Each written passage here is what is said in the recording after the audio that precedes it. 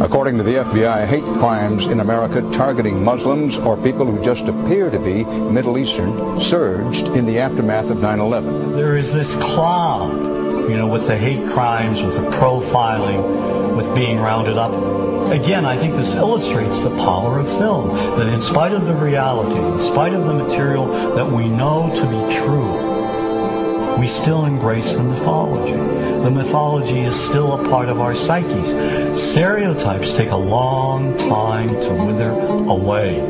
And for many of us, we're comfortable with our prejudices. We don't want to change.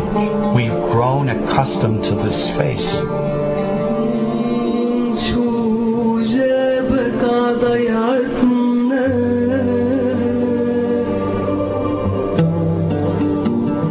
When we think of Arabs, what do we see? What images come to mind? Do we see actual people?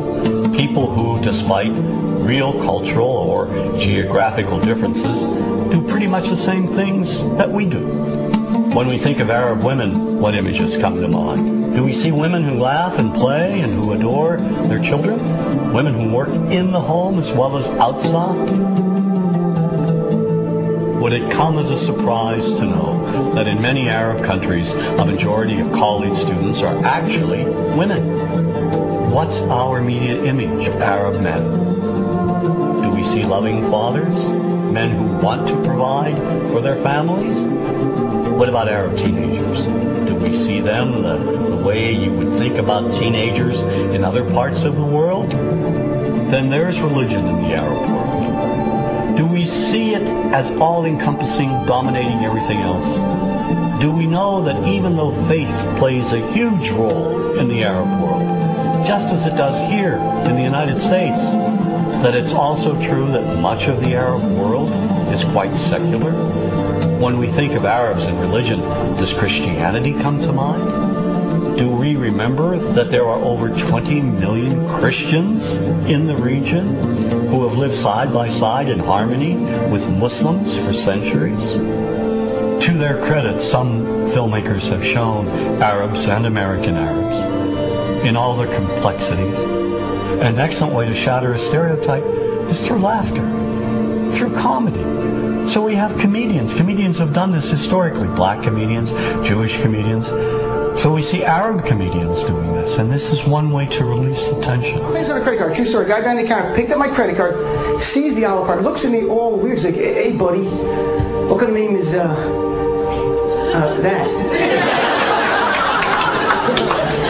I'm like, well sir, it's an Arabic name. He goes, what does this mean? So I'm like, well translate it to English. It means peaceful, friendly Arab. But he's not happy because, what Arab country is your family from? So I tried the most peaceful, popular one that he would like. So I'm like, we're from the same Arab country that Aladdin is from. To his credit, Michael Moore in Fahrenheit 9/11 in the DVD includes a scene with this comedy coming out. My name really is Ahmed, and I can't fly anywhere. All you white people have it easy. You guys get to the airport like an hour, 2 hours before your flight. It takes me a month and a half.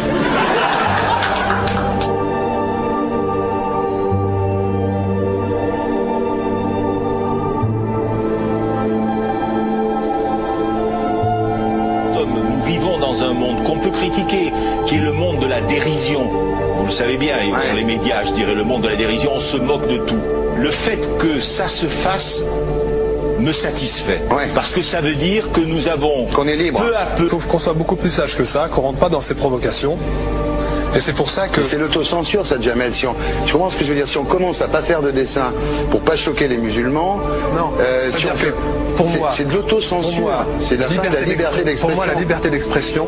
Pour moi, la liberté d'expression et le respect font partie... sont mariés ensemble.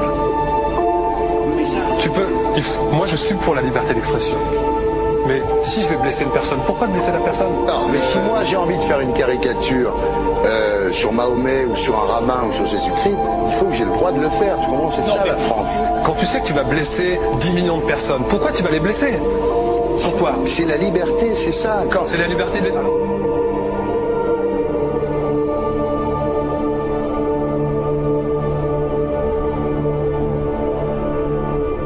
Non mais vous pensez pas que c'était à vous de vous excuser, non? En disant le sketch n'était pas très drôle, je suis désolé si j'ai blessé des gens, voilà, excusez-moi, voilà, c'est une connerie, c'est mon travail. Mais vous referiez pas le même sketch quand même? Mais le spectacle que je fais reprend en grande partie les lignes de ce sketch.